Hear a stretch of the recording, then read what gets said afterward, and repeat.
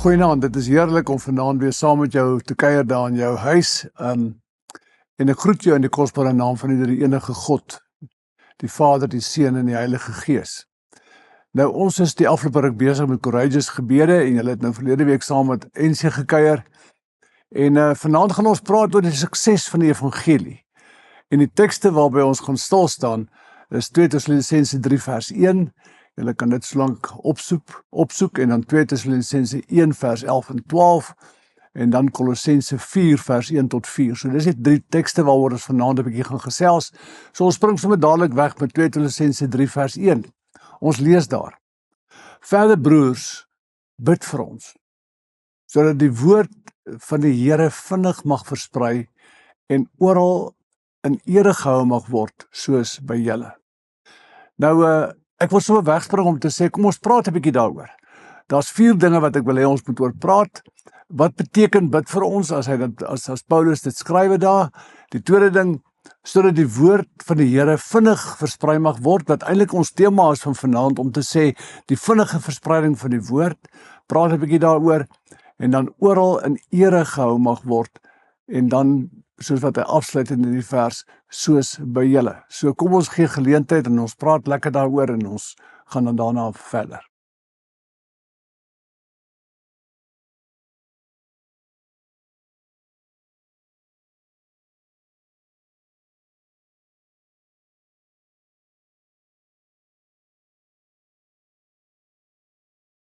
Nou, as ons praat van suksesvolle gebede, dan moet jy die hele tyd in jou agterkop hou hierdie ding van die vinnige verspreiding daarvan. Maar dit is vir my nogal belangrik as Paulus praat, dat ons vir mekaar moet bid. Daai mekaar gebede, dink ek, is baie belangrik. Ons bid baie keer vir ons eie wêreld, ons eie omgewing, ons eie gesinne, ons eie families, maar hierdie mekaar gaan oor die geestelike gesin wat die Here saamgevoeg het, en daarom is dit so belangrik om weier te bid as wat ons normaalweg bid. Nou, Paulus se droom, as ons dit so mag noem, in hierdie brief wat hy skrywe, is dat die woord van die Here vinnig mag versprei. Nou, hierdie vinnig mag versprei, gaan dalk net by ou verby. Hierdie gemeente onder andere was verward oor die wederkoms van die Here Jesus. En as Paulus dan in 1 Tessalonisense met hulle daaroor praat, oor dat die Here vinnig kom, of dat die Here nog, het hulle die verwagting gehad, dat die Here nog in hulle tyd gaan kom. En dan in die tweede brief, dan stel Paulus dit meer reg, en daar was onder andere 'n teks wat hy gebruik het, van die wat nie werk nie, mag nie eet nie. So, ek sê dit altyd tong in die kies, maar dit gaan daaroor dat jy moet aangaan met dit wat jy elke dag mee besig was, en nie moet so fokus op die wederkoms van die Here nie, maar dit die hele tyd in jou agterkop moet hê, en dis die vinnige verspreiding van die evangelie, sodat jy sal doen dit waarvoor die Here vir jou geroep het. Nou, as ons praat van oral in ere gehou mag word, dan moet jy onthou, dat in daardie tyd was daar baie vals profete, daar was baie vals stemme wat opgegaan het, en hierdie vals stemme wat opgaan, is eintlik stemme wat ons vandag nog steeds hoor. Jy weet hoeveel verskillende weergawes ons baie keer hoor van die evangelie, en as julle baie mooi onthou, het ons nie baie lank gelede nie, soos verlede jaar, het ons onder andere gepraat oor 'n kult wat hier in ons gemeenskap kop uitgesteek het, en ek wil nou nie hê julle moet vanaand nou daaroor begin praat nie, maar die gedagte is die vals profete. Nou, wat baie interessant is dat Paulus altyd, wat is die woord wat ek soek? Ek dink, as hy praat soos by julle, dan gee hy erkenning van dit wat by jou in die gemeente gebeur. Nou, vir my is dit nogal belangrik as hy dan vir my sê, soos by julle. So hier by ons in Oosterlig bid ons vir mekaar, gebed is vir ons baie belangrik, dis waarom dit vir ons 'n tema is waarmee ons nou besig is, maar die onderlinge gebede is so belangrik, en ons moet dit altyd baie goed verstaan. Nou, die volgende gedeelte wat hy dan vir ons gee, is 2 verse, maar dit is eintlik 'n langerige gedeelte, soos 2 Tessalonisense 1 vers 11 tot 12. Daarom bid ons ook altyd vir julle. Nou, daardie woord altyd, sê ek altyd, wat beteken dit? So as jy lees, daarom bid ons, dis Paulus hulle, daar waar hy in die gevangenis is, altyd ook vir julle, mag ons God julle waardig maak vir die lewe waartoe hy julle geroep het. En mag hy deur sy krag julle liefde vir die goeie en die werk van die geloof volkome maak. So sal die naam van ons Here Jesus deur julle verheerlik word, en julle deur hom in ons ooreenstemming met die genade van ons God en van die Here Jesus Christus. Bespreek 'n bietjie, waarom bid Paulus vir hulle en hoekom? Hoekom bid Paulus vir die gemeente? En wat dink julle beteken dit vandag? So gee 'n bietjie tyd en dan praat julle oor hierdie twee vrae en dan gaan ons verder.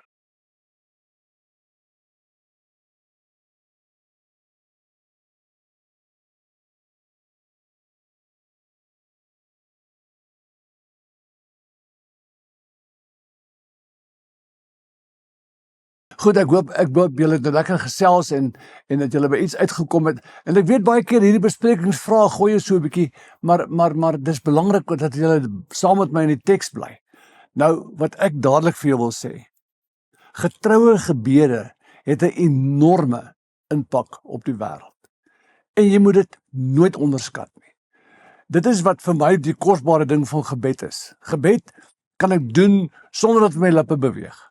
Gebed kan ek doen sonder dat ek my oë toemaak. Gebed kan ek enige plek aanwend, ongeag omstandighede. Maar die belangrike ding is dat ek praat met die skepper van die hemel en die aarde. Ek praat met hom wat my so lief het, dat hy sy seun vir ons gegee het. En daarom moet nooit onderskat die impak wat jou gebed in die wêreld rondom jou het nie. En nou daarom wil ek weer, kom ons kyk net so 'n bietjie na die woorde wat ons nou in hierdie gedeelte gelees het. En dan begin Paulus om te sê, mag ons God, nou dit is die hoofopskrif hier vir my, julle waardig maak vir die lewe waartoe hy julle geroep het. Dit is belangrik. Jy moet onthou, jy is wie jy is, omdat God jou toelaat om te wees wat jy geword het. Nou hierdie ding van waardig maak, is dat ek 'n disipel van hom sal wees in hierdie wêreld. Dat ek 'n volgeling van hom sal wees in hierdie wêreld. En dis in hierdie wêreld waar hy my roep. En dis waar hy my wil waardig maak. En dan die tweede gedagte wat deurkom, deur sy krag, julle liefde volkome sal maak. Nou liefde is 'n ding wat baie keer maklik oor ons lippe rol, en ons praat baie maklik oor liefde. Maar as Paulus praat van liefde volkome maak, is dit daardie liefde wat jy jouself laat weggee vir iemand anders. Nou mag ek dit so 'n klein voetnoot vir jou maak. So gebede is nie sommer 'n ding, dis iets wat natuurlik kom, dis waar. Maar as jy regtig in die teenwoordigheid van die Here kom, is gebed nogal harde werk. Veral as jy die gebede begin bid wat deur liefde gedryf word. Want liefde maak dat ek vergewe, en daarom moet daar vergifnis in my gebede wees. En die oomblik as ek dit begin verstaan, dat die manier waarop ek bid 'n impak op die wêreld het, dan is dit in die agtergrond wat jy in jou agterkop altyd die gedagte, dat dit is wat Paulus bedoel, dat ons gebede vinnig in die evangelie vinnig in die wêreld sal laat ingaan, want dit is wat die Here wil hê wat moet gebeur. Hy sê, deur sy krag, die liefde volkome maak in ons lewe, so sal die naam van ons Here Jesus deur julle verheerlik word. Nou dis belangrik, dit gaan nie oor jou nie. Dit gaan nie oor jou mooi vroom gebede nie. Dit gaan nie oor jou enorme woordeskat waarmee jy mense kan selfs beïndruk nie. Dit gaan oor jou intieme verhouding met die Here, en dat jou gebed deur sy liefde gedryf sal word, en dat hy te alle tye verheerlik sal word. Maar dan skryf Paulus iets daar wat ek nogal 2 keer moes vat om te kyk, wat sê hy?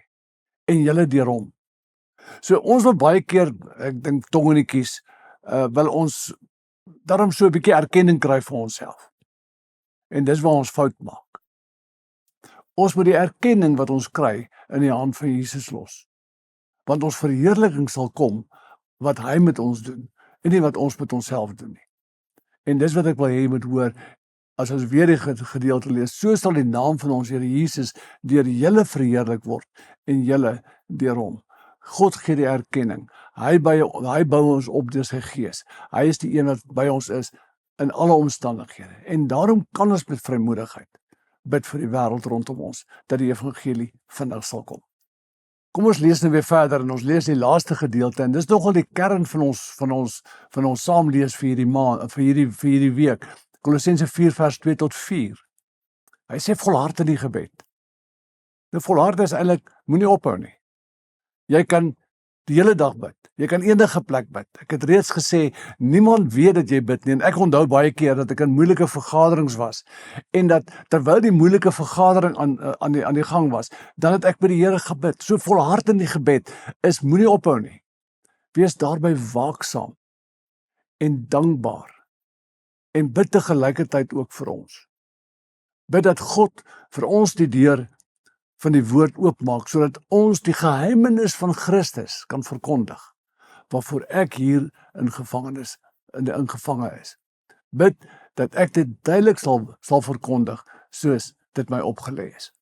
Nou die oomblik as jy hierdie gedeelte gelees het, is daar weer 2 vrae. En ons gaan 'n bietjie verder beweeg en ek dink 'n bietjie dieper sak. Ons konteks ken nie meer slawe soos wat daar was in die tyd van Paulus nie. Maar tog is daar baie mense wat uitgebuit word vandag in Suid-Afrika.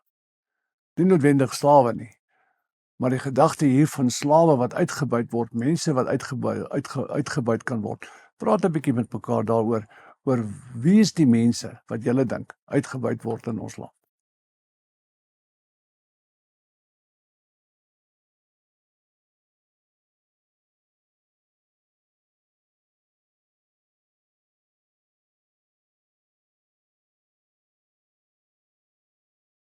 En dan die tweede vraag, wat sê Paulus alles oor gebed? Maak 'n lys en bespreek hoekom gebed belangrik is.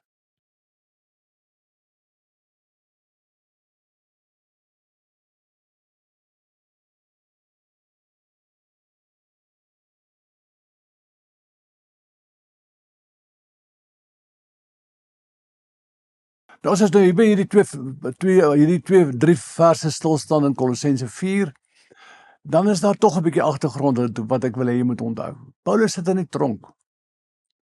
En dit is vanuit die tronk dat hy kontak maak met hierdie gemeente in Kolosse. En hy was 'n voorbeeld vir ons op baie maniere. En dan is een van die voorbeelde wat ek dink ons moet verstaan, is sy ontberings. Hy het 'n geweldige goed ontbeer. So kom ons staan net vir 'n oomblik gou daarby stil. As jy gaan kyk na sy ontberings, dan lees ons dit baie duidelik in 2 Korintiërs 11 vers 23 tot 32.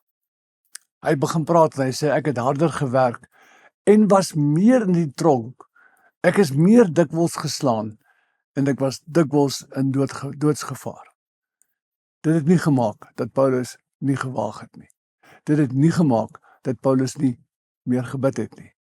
Met ander woorde, as hy vir ons dit sê, dan kry jy vir ons agtergrond dat jou omstandighede waarbinne jy is, nooit die rede mag wees dat jy ophou of minder bid nie.